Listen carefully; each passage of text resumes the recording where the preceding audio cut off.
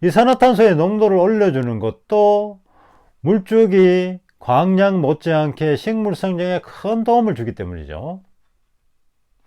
작년에 영양제의 효과에 대해 확신을 얻었으니 올해는 이산화탄소의 효과에 확신을 가져야 되겠죠.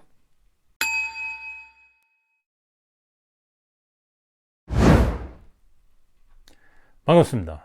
그린스토리의 초야입니다.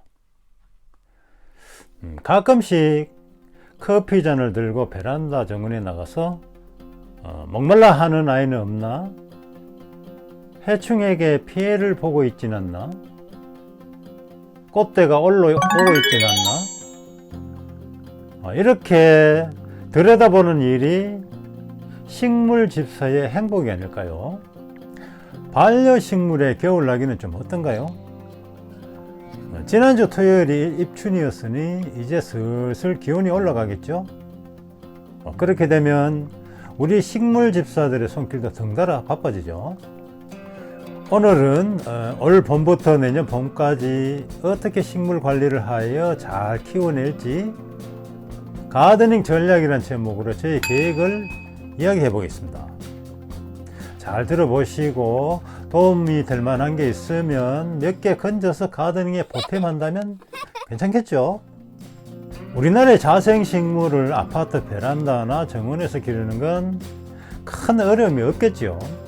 하지만 열대, 아열대 식물을 한여름 폭염과 한겨울 혹한에서 케어하는 게 가장 큰 어려움이라 생각합니다. 우선 저는 겨울철 베란다 기온보다 평균 5도 높게 유지해오던 미니 온실을 추위가 가실 때까지 좀 더 활용해 볼 계획입니다. 사실 4월쯤 기온이 올라 분갈이를 하게 되면 머뭇머뭇거리다 보면 얼마 안가 한여름이 닥쳐 식물이 휴면에 들어가서 성장을 멈추죠. 그렇게 되면 식물의 성장 기간이 너무 짧아지기 때문에 분갈이를 해야 할 식물은 지금 분갈이를 해서 미니 온실에 넣어서 뿌리를 내리도록 하겠습니다. 그러면 늦어도 3월 중순부터는 본격적으로 성장하게 되겠죠. 2월 중순에 분갈이한 경우와 4월 초에 분갈이한 경우는 45일이나 차이가 나는데 이건 정말 큰 차이죠. 두 번째, 봄, 여름, 병해충 예방에 총력을 기울이겠습니다.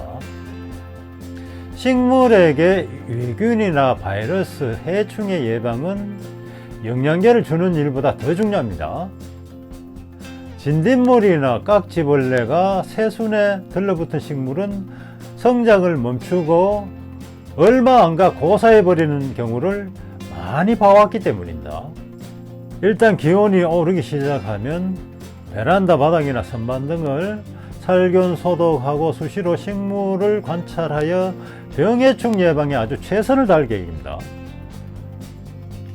세 번째, 생장기 때 적절한 미량요소, 소량요소, 다량요소를 시비함과 동시에 올해는 이산화탄소를 구해서 살포해 볼 계획입니다. 식물의 성장은 광합성량을 늘려주는 것이고 광합성의 요소가 물과 CO2, 빛이며 이산화탄소의 농도를 올려주는 것도 물주기, 광량 못지않게 식물 성장에 큰 도움을 주기 때문이죠. 작년에 영양제의 효과에 대해 확신을 얻었으니 올해는 이산화탄소의 효과에 확신을 가져야 되겠죠. 또 창문을 깨끗이 하여 조금이라도 더 밝게 유지하고 부족한 태양광을 LED 식물 등을 보조하여 광합성을 조금이라도 더 할 수 있도록 할 계획입니다. 네 번째, 한여름 7월 중순부터 8월 중순까지의 혹서기에 대한 대책입니다. 우리나라의 여름, 그 중에 7월 중순부터 8월 중순까지는 열대 지방보다 기온이 오히려 더 높습니다. 아무리 열대 식물이라 해도 32도가 넘으면 광합성량이 떨어지기 때문에 작은 냉풍기라도 구매해서 온도를 좀 낮춰 보겠습니다. 우리나라는 여름철 습도가 높기 때문에 냉풍기의 효율이 낮아진다고 하지만 30도 정도만 유지한다 해도 큰 수확입니다. 하실 말씀이나 궁금한 점이 있다면 댓글 달아주시고 구독과 좋아요는 저에게 큰 힘이 됩니다. 감사합니다.